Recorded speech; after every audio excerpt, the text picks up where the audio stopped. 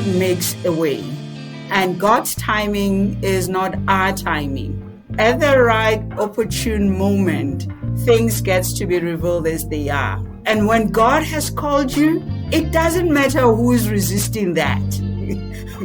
God will get you to where you need to be to do exactly what you're called to do. So at this moment, it might not comfort them, but hold on. Remember, your timing, your projections, your plans are your plans, not God's plans. Hi, I'm Brandon Nappy. Hi, I'm Hannah Black. And we're your hosts on The Leader's Way, an audio pilgrimage from Berkeley Divinity School, the Episcopal Seminary at Yale University. On this journey, we reflect on what matters most in life as we talk about all things spirituality, innovation, leadership, and transformation. Hey, Brandon. Hey, Hannah. Happy New Year. Happy New Year. I firstly need to give our listeners a quick update because if you listened to our episode called Hunkering, I came home last night after traveling for the holidays to a package in the mail from Fontanini, and I can only assume that this nativity figure I am holding of St. Francis of Assisi was sent to me by my co-host, was he not?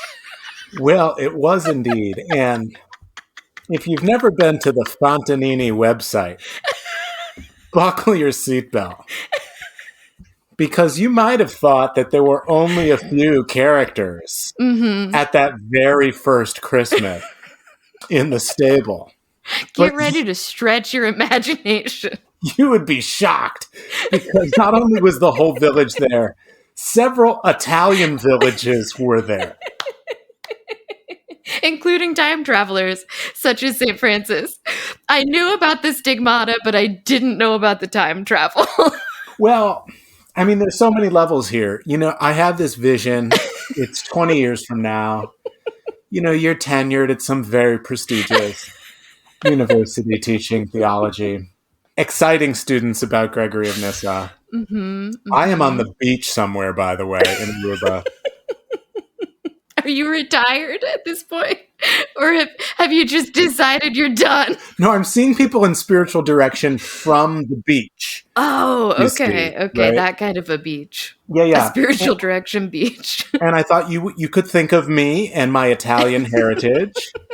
But I also love this little meta moment that the creator of the first creche is there in your nativity scene.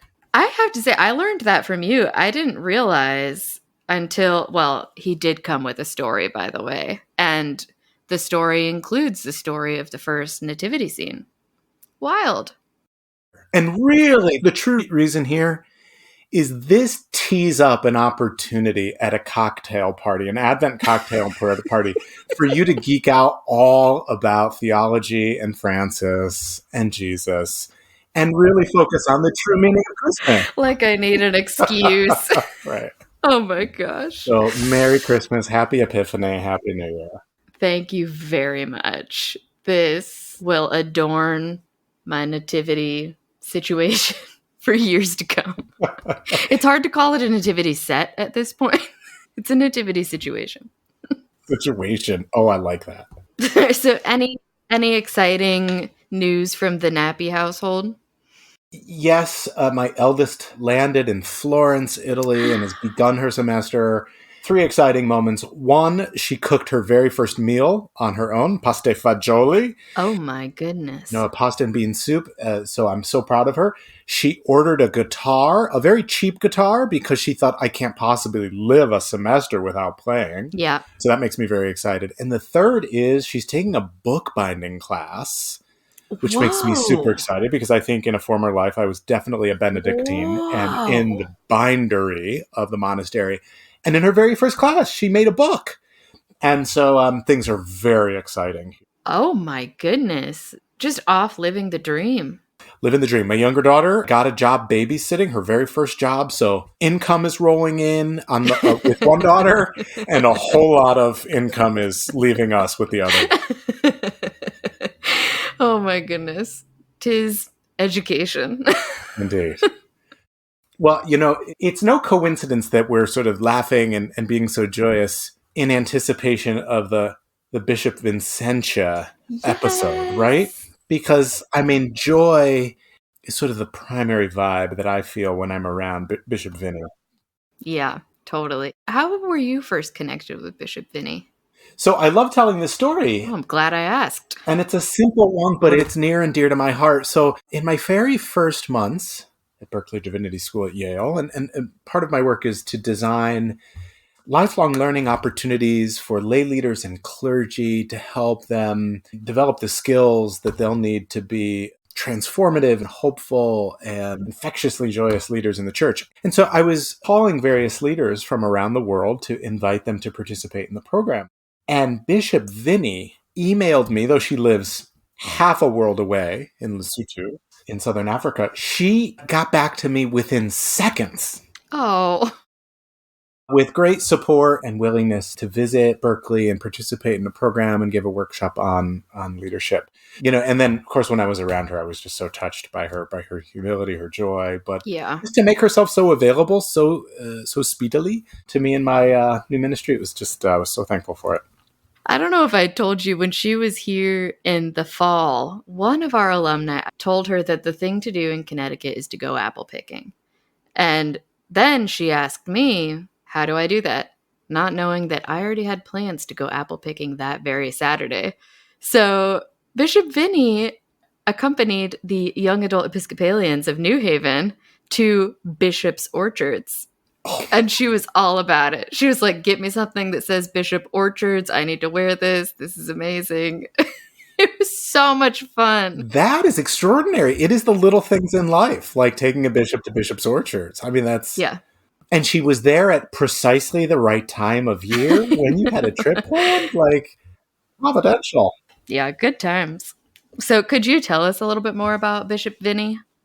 I sure can. The Right Reverend Dr. Vicentia Kgabe was born in Soweto.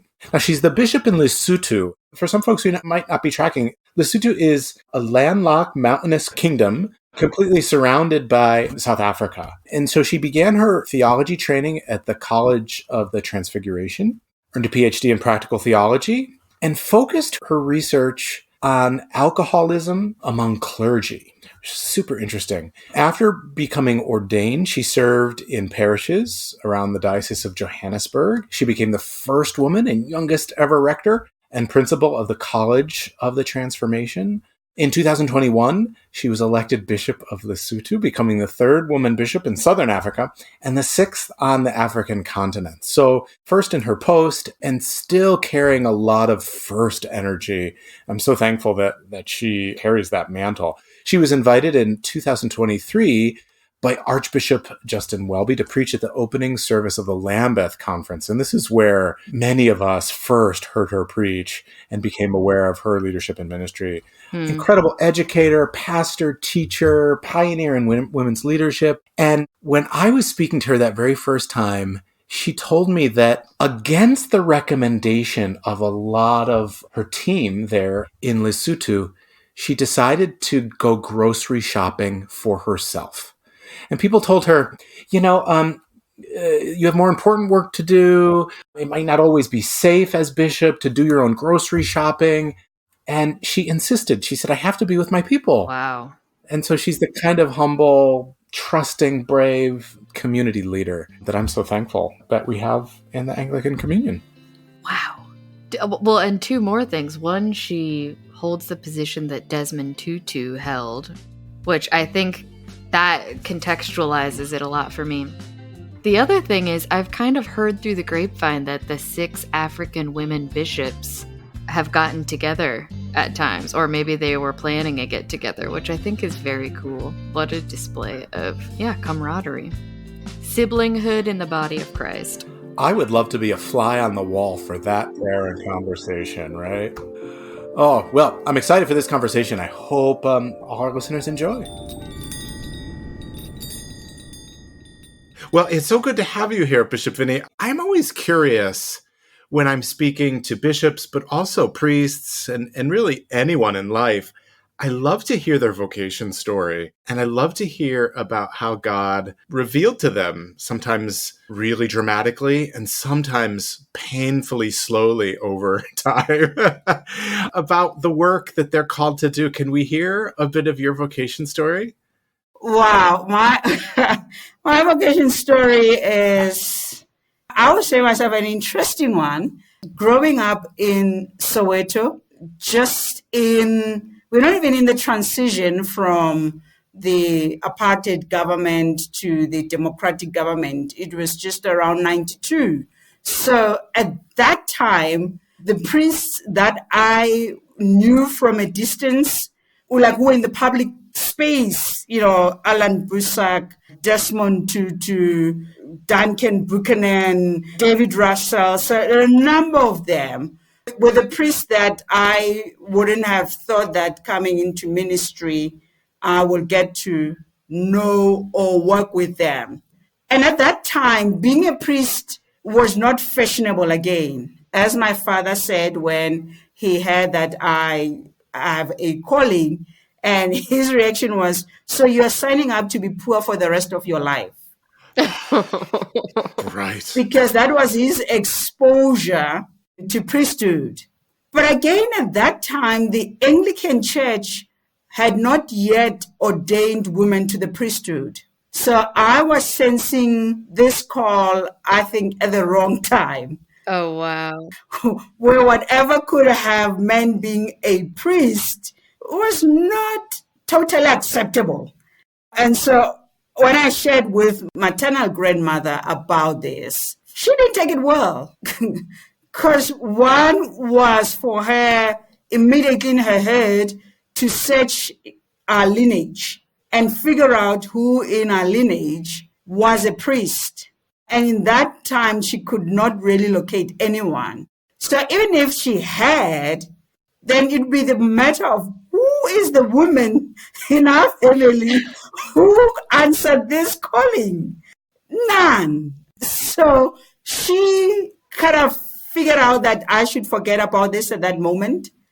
But like any other God-fearing woman, she went to the church and talked to my parish priest because she was shocked. As I said before, that my parish priest didn't help the process at that time because his response was, tell her to focus on her studies and forget about these things. So if I had to doubt my vocation and calling, that was the time to think, I'm making this up in my head and I don't know why, because those who are around me don't seem to be understanding this vocation. I'm just thinking of some of our seminarians who listen into the podcast. And I wonder, do you have any wisdom for them if they're facing sort of similar apprehension around priesthood coming from their family members? What I've realized and what I will tell them is that God makes a way, and God's timing is not our timing. At the right opportune moment, things get to be revealed as they are. And when God has called you, it doesn't matter who is resisting that. God will get you to where you need to be to do exactly what you're called to do. So at this moment, it might not comfort them, but hold on. Remember, your timing, your projections, your plans are your plans, not God's plans. They might be discarded when God's plans kick in. So just hold on. I think that's very comforting to think that I can't accidentally mess up my own life and calling or something like that. But so what happened when the Anglican Communion decided to ordain women, and then obviously you got ordained? How did it all work out? Yeah, for us, the Anglican Church of Southern Africa passed the motion to ordain women at our provincial synod, your general convention, in August of 1992. And it was the year when I was sensing this, but I was not sure of where this is going. But as I say, at God's time, things are clear. So 1992, it was possible for us to be ordained to the priesthood.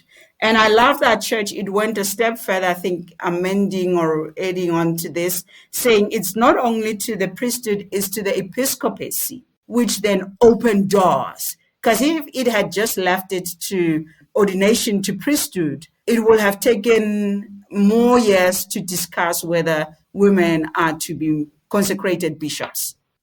Right. Yeah. And what was the public opinion like at the time? Was there instant support? Was there pushback? I wonder what it was like to be among the first in that era. Well, the first, because I think I'm, fourth or fifth in the line, I won't say generation, but those who were the first, it was not easy. And I honor their resilience because you got told, as people will say even now, that it is not biblical for women to be ordained. And yes, the Anglican Church of Southern Africa did lose some of its members to other denominations because they were not in favor of the decisions. So if that was an instance for the church to break, it could have happened. But this is when one is grateful for the leadership and the wisdom and the discernment of the then Archbishop Desmond Tutu on how he handled that process. It was not a victory moment. But again, he didn't want to elevate those who felt sorry over those who really had got it. Yes, there were jubilations in one quarters, there was sadness in it. But at that moment, when the vote had happened, you have to hold this church together. Whenever we think of you, Bishop Vinny, and we've become good friends, Berkeley Divinity School, and you and your diocese, and even some of your priests, whenever we think of you, we think of someone who brings a lot of wisdom to your leadership. And whenever we around here sort of need leadership wisdom or insight, we hop on and talk to you. And as you look, I hope that's not too much pressure, but we always feel really thankful for the conversations and the insight you provide. But I'm wondering, when you think about what makes for a strong leader, given the kinds of challenges that you see in the world and in your diocese, what are those leadership skills that you're looking for in your community? Wow. When you started saying strong leader, I started thinking in my head, we no longer need strong leaders. We need compassionate leaders. We need discerning leaders.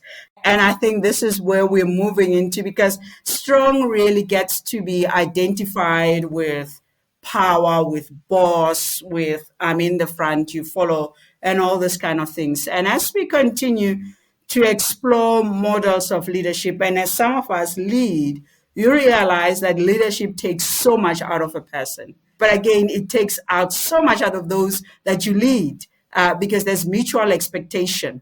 You expect that those who lead, that they will trust your wisdom and the direction you're taking them.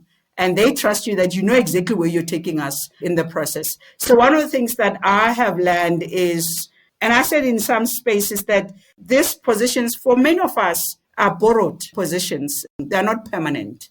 And so while you're still on that space and platform, use it for greater good. Mm-hmm. Whether you create a legacy, whether you open doors, whether you create opportunities, let leadership be that. It's not about the leader. And I think most of us, as we come into these spaces, we make leadership about ourselves. And then everything else has to center around us. Everything has to come from us. We are the wise one in the room. And so I'm learning that I might be a leader, but that those who possess wisdom beyond what I have, and how do I invite them to the table without first me feeling intimidated that they might know more than I do, or them thinking now that they're being used. In our scholarly work, will I be credited for this idea? Will I be cited that I brought this? So those, I think, are the challenges that one really faces in this. So for me, as I humble myself as I come to a space that I might not be the only one who possesses knowledge and wisdom. There are other people who can do that. How do I learn from them? This is so refreshing, because I was just having a conversation with a leader recently who was talking about their leadership brand.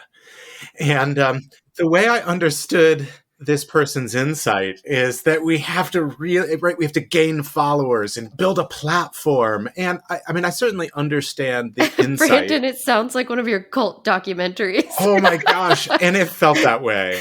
And this is a very different kind of leadership. It's not that it's not focused on helping others. I think in some ways it is, but it's simultaneously prioritizing my own career and success and visibility and power. And power, yeah. And I found my stomach turning. And so I'm just so thankful that your voice is amplifying another path. Yeah. And there's a brand because we live in that kind of the world where leaders are branded or brand themselves because what you present is what people believe. It's kind of like you're selling something. My thing is that be authentic in that so that people don't need to be updating your brand every time you mess up. Right. Well, can you tell us more about the idea of compassion in leadership? Can you tell us why compassion? How do you be compassionate? Well, we are put at the position of privilege as leaders, where people entrust us with deep, deep issues of their lives, where we are consulted on serious matters. And when we do not show empathy, when we are not humble to be in that space to receive, especially as religious leaders, then we got it wrong. And that's why even in the church, we are afraid of litigation because people might not trust us enough to deal with things in a sensitive manner or with humility. My thing that then I realized in this position as a young woman, as a Black woman in Africa, these things don't happen to us most of the time. So to be in this position, it is a gift. And so how do I utilize that so that those who look at me or discern a vocation or leadership in any other sphere, that at least they can take that, maybe we can learn that she leads with humility. She's compassionate. It might not be attractive things in the spheres of leadership, but that's the beauty of being a leader. You create new models as you continue to move on and lead. When you're sitting with priests in your diocese or lay leaders in the diocese and they're struggling with leadership, what are some of the issues that they're generally struggling with? And do you see any common missteps that you need to support them around? Yeah. In Lesotho and outside of Lesotho, what I've seen and have had opportunity to hear leaders talk about, clergy especially, is that people do not respect me. People don't recognize my authority. There's this assumption that when you are a leader, everyone else serves you. Everyone else march at your beat. And that's not so. The people who are resisted, people who are challenged are leaders. So why would you want to be that kind of a leader that no one challenges you, no one asks you questions, no one asks you to provide evidence? So those are the things that for me is people believe that I'm a leader, so everything else has to change outside of me, not me. And I think for me that's the problem, that what I see with lay leaders, what I see with clergy, is the fact that it's all about me. I think often, especially in positions of church leadership, people expect you to be infallible and perfect. And I think often people think that other people will think they are perfect if they're representing the church. How do you deal with that? I assume as a person who's not actually perfect. Yes. I was just going to say, I'm the perfect example of imperfect. and my thing is like, what kind of sacred scriptures are we reading if we want to be perfect? Please, what kind of leadership are we seeing from the disciples, whether the 12 of the 72? There's no perfection in that. Whether you look at Hebrew text, whether you look at, New Testament, there's no perfection in that leadership. So what makes us to think that we can be the perfect ones? From what I know and read as a Christian in Africa, is that God alone is perfect. And we strive to be like that. We will never be perfect, but in our little ways, in what we do, we strive for that. And I don't think we get it right all the time, but I'm comforted that I at least try to really be godly in the last 2 hours. I will figure out how the next 2 hours go, because that's how you take it, because you don't know what you're going to come across. You don't know what challenge is waiting for you. So we strive for perfection. We will never be perfect. It's hopeful. Yeah. And it does make me wonder, what are your hopes for the church in Lesotho? I know you kind of inherited, in a lot of ways, a difficult situation. And maybe, our listeners probably don't know as much about that as they could. So you can tell us about that. But what are your hopes going forward? My hopes for the Diocese of Lesotho, and incidentally, tomorrow it'll be my 2nd year anniversary of the consecration. Oh, Yay. So one, I had said to the Diocese of Lesotho as we're getting to know each other, that can we be a credible church? Can people, when they talk about us, find us that we're people who are credible?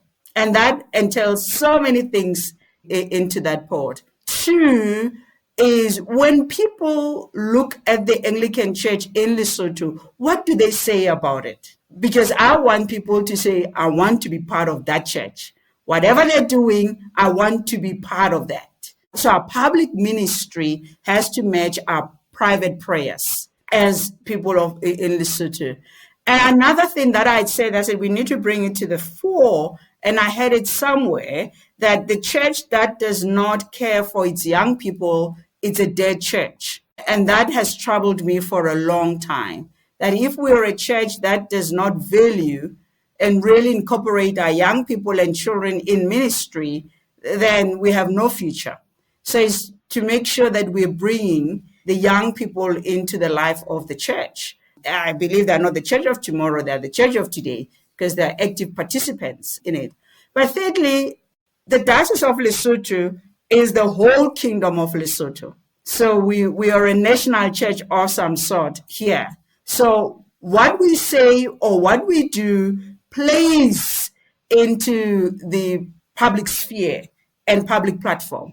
So it is of importance that the things that we do and we say as the Anglican Church, as the Anglican presence here, is of importance.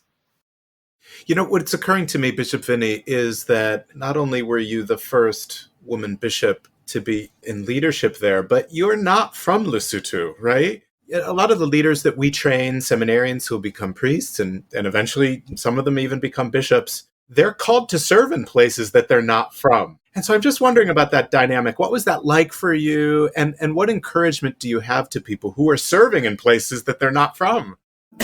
Where I was told at seminary that I was being prepared not for my diocese, but for the Church of God, I thought they were just joking.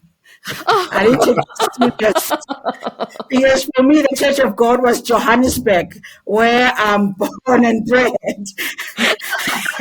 and so that appointment to Lesotho really spoke of that moment. And I'm thankful to my professors and deans who really were doing exactly that, equipping me for the Church of God, wherever it may be. So being appointed to lead the Diocese of Lesotho as a South African who have no connections to Lesotho, no heritage of Basotho, it was a daunting task, because I am sure they could have found someone somewhere in this world who had connections and relations and heritage from Lesotho.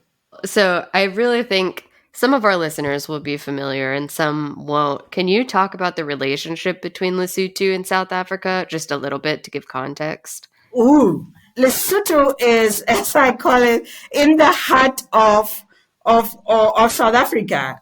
So where the heart is positioned in a person, when you look at South Africa, that's where Lesotho is. And so Lesotho is a landlocked country. The 5 border posts of Lesotho takes you in some part of South Africa. So you never escape South Africa in that. And South Africa has been served by Basotho for decades as migrant workers, mostly to the mines of South Africa, gold mines and coal mines of South Africa. And secondly, as domestic help to South Africans. And it still continues even today of that relationship. Now you have more Basotho residing in South Africa as professionals who have gone to study in South Africa or anywhere in the world and decided to be citizens of South Africa. The reverse is not that perfect because not many South Africans will opt to reside in Lesotho because they see South Africa as more opportunities for them. But interesting, during the struggle times of South Africa, many of the South Africans came to be exiled in Lesotho. So that's how there's still a connection of South Africans who have resided here because they left South Africa during apartheid and they never went back. So this for them is home. So those are the relations that South Africa and Lesotho has. It's really helpful. I'm thinking about your metaphor of Lesotho as the heart of South Africa, geographically. It's made me think of the role of courage in leadership. You talked about the role of compassion. And, whenever I think of the heart, I think of its Latin root from courage, heart, cor in Latin.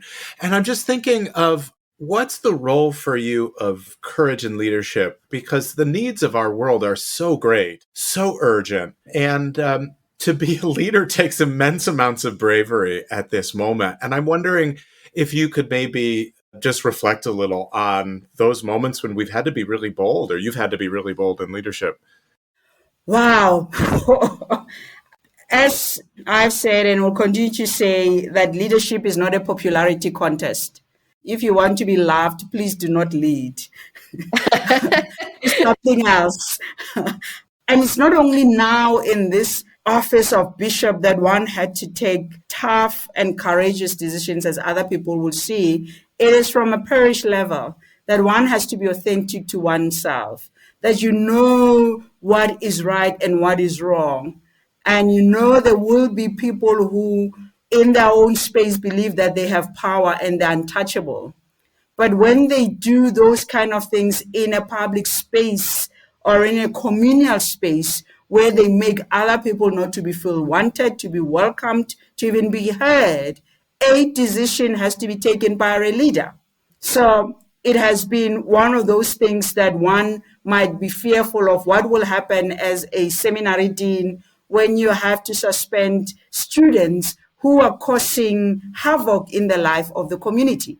You have to send them home and say to the sending bishops, I'm sure they might have missed why they were sent to seminary. Can you reorientate them? And when they come, if they do come, by your decision, let us know what happens. Those are not popular decisions to take, but they have to be taken. When, as a bishop, you have to deal with and institute disciplinary processes for a clergy who might be beloved in the diocese, you have to do it. Not because you hate that person. You don't hate that person. It's just the laws and the polity of our church says, when you do this, you're not making the space to be welcoming and the space to be a space of everyone who feels that this is their home too, that this is their church too. Having to speak truth to power. In this day of social media, when you just take a decision that people don't like, you are branded a traitor, you are not liked.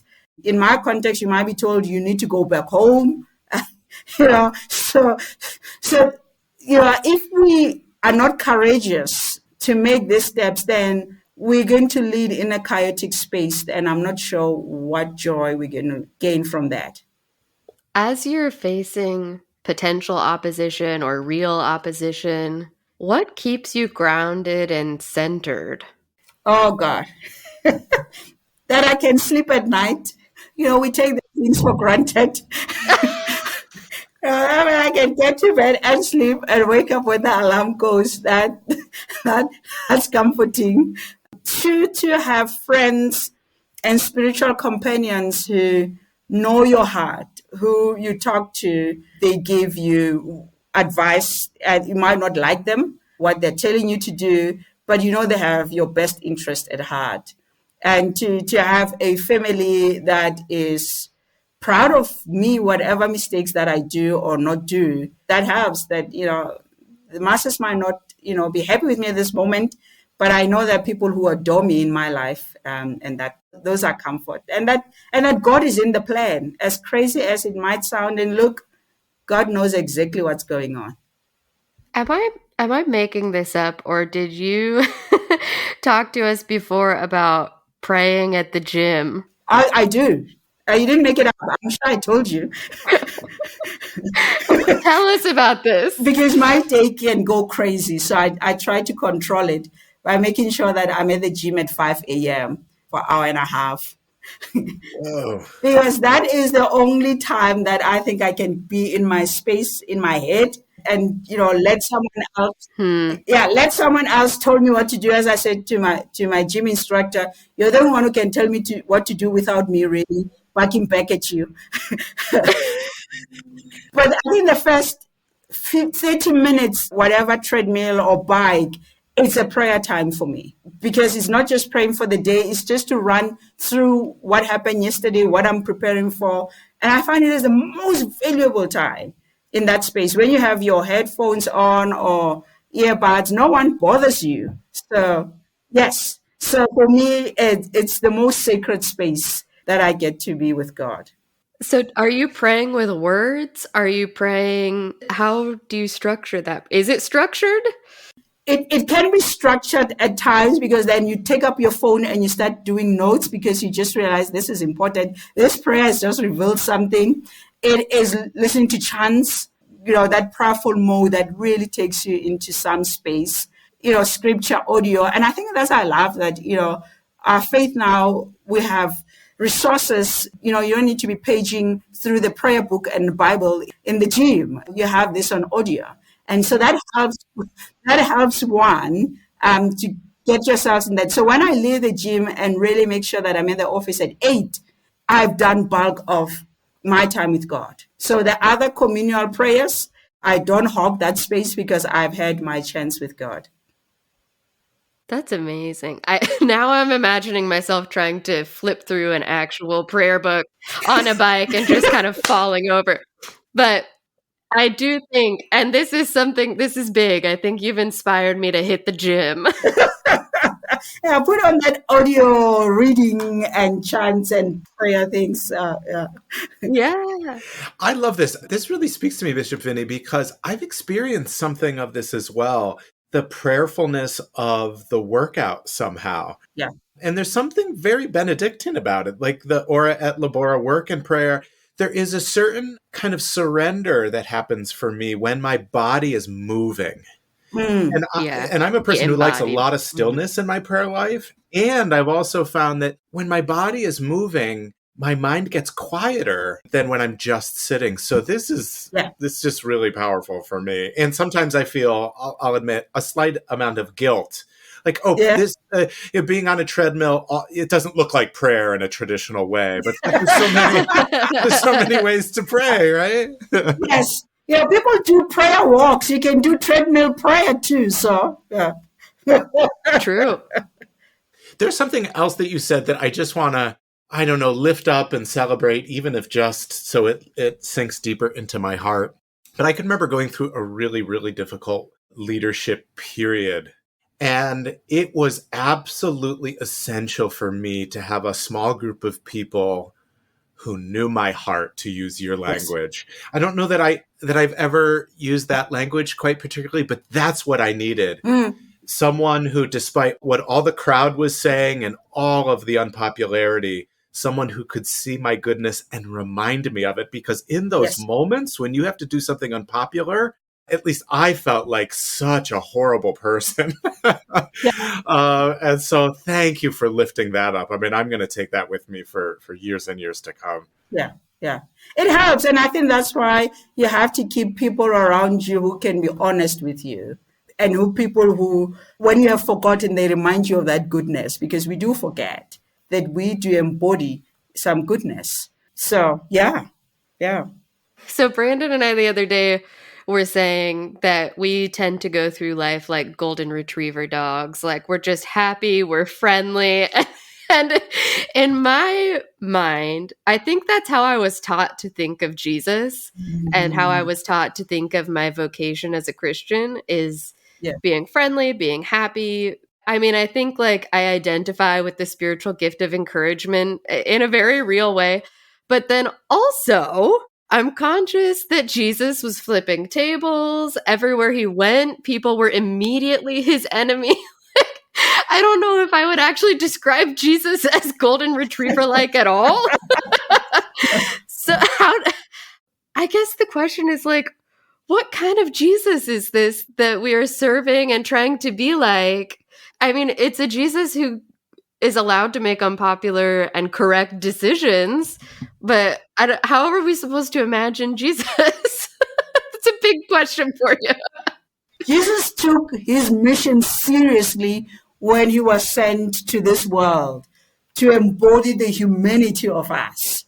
Because the things that he did and said, when you read, we're like, are you serious? Jesus said this and did that? Then we want to do the opposite and be the opposite of that. He got tired.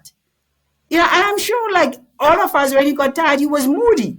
That's why he would go away and just be by himself. But we're not allowing ourselves to go through that, to feel that, I'm tired, I need my space. You're called selfish when you do that.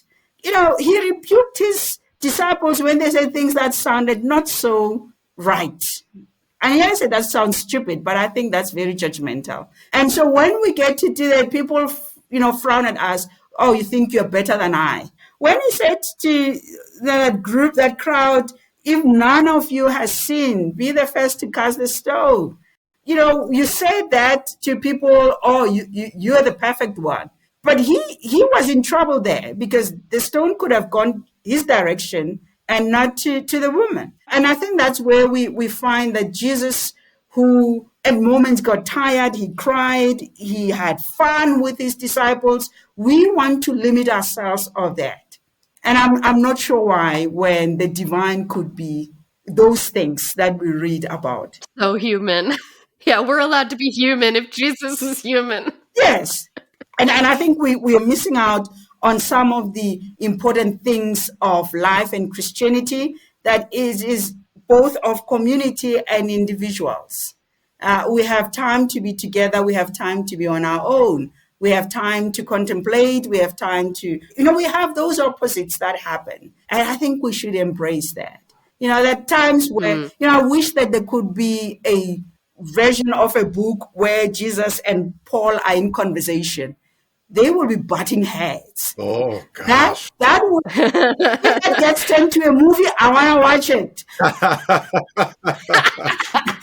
Because for me, that's where you're going to see Jesus really saying, bro, I'm tired of you. Please just get away from me. So, because you read what Paul is saying, you read what Jesus is saying, like, if they get together, I want to be there. I want to see what's going to happen. Yeah. Amen. Oh, I want that movie to be made, Bishop Vinny. And I think you've also come up with the title of it. Bro, I'm tired of you. Oh, gosh. Yes, let me copyright that. I feel like the question I'm left with now is, had Jesus come, would he be retreating to a Peloton bike to pray? I'm sure there will be an app that he created that really encompasses what we do when you're on that Peloton bike. He was innovative, and He was innovative. So it was here, I'm sure there will be something that it is of Jesus, and we want that, in our gadgets. Wouldn't have been a carpenter. He would have been building apps. Got it. He was such a skilled human divine person. There were no limits into what Jesus can do.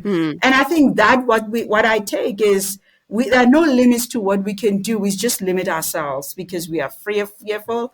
We want other people to approve whether we're doing it right or wrong. Public opinion directs and dictates what we do. So there are no limits. We have just created those limits. I love that you are simultaneously encouraging us to chill out, take a nap when you need to, you're a person, but also push those limits and don't box yourself in. That's amazing. Push the limit. And if nothing happens, at least you have pushed something. True. Yeah. Yeah. Yeah, thank you for saying that, Hannah, because what you're making me realize is that leadership requires a kind of paradox, right? You have to hold both of those things, the rest and the activity, the pushing and the compassion. Yeah. And holding paradox isn't easy, and it's not encouraged as a skill in our world today, which tends to really speak in sort of extremes. At least here in the United States, I mean, our political situation is just one example of the way in which extremes sell, extremes get ratings on television. But holding paradox is actually one of the great spiritual skills that leaders need, right? Yeah. Even to just kind of add more color to that, what I'm getting a picture of is a leader who goes away not just to rest and be human, but to pray and to be empowered by God. That way, when you are pushing those limits, it's not your power and your leadership brand and your followers. It's the power of God working through you to not just be a powerful leader, but to be a leader for the people, a compassionate leader. Absolutely. We're not doing this by our own might or our own strength, because you'll be blown away by all these things, when you start claiming you're of God and, you don't even have a connection or a relationship with God. So we do this, after a deep time of prayer and said, I know that might not be popular. Please go with me. And if it's not of you, if that's not where you are, stop me. Let me not go there. So there's a preparation before we do these things. You don't just delve into that, because we're dealing with principalities and powers out there. So, gosh, let us be armored and ready. Yeah. So I wonder, in the last moments that we have together, Bishop Vinny, what brings you hope as you look out into your community, into the world? Not the kind of hope that hides its eyes from the real struggle and violence, but provides you a kind of anchor, right? The ancient symbol of hope, right? What anchors you and makes you hopeful? Yeah. Well, I'm hopeful because I know that I stand or I'm carried by giants who have been here before me. There are people who have prepared a path that one is journeying through, and that they have gone through worse things. They've gone through times where there was no technology, and they worked wonders. Is how do we build on that? And in a little way, you see glimmers of that and sparks of that on other people who are being compassionate, who, as Jesus said, feed the hungry, clothe the poor, you visit me when I was in jail. Those gospel imperatives, that gives me hope. Yes, we can be selfless, but not to a point that we have nothing else for ourselves left. But that this church, at times it can get you crazy, but we still love it. And there are moments when it brings you so much joy, you cry, you just don't want to be a member of any other church but this one. Those are the moments and glimmers of hope. The fact that you have students in 2023 who deeply still believe they are called to God to serve. That, for me, is a glimmer of hope. It is a demonstration that God is not yet done with us. There's still more coming. Thank you so much, Bishop Vinny. All of our times together are a joy. This has been a joy. Thank you. And I really can't wait to share this with all of our listeners who are going to get so much out of it. Thank you. I will listen to it and hear you inspire me through this. Well, thank you for our friendship. Yes. This institutional friendship, but this very personal friendship. It's just a real source of gratitude for me and for us. So here's to many more years of friendship and collaboration and doing God's work together. Great. Thank you for the invitation. Yeah, there are other people that I envied when I had their podcasts. Here I am. They will listen to me now.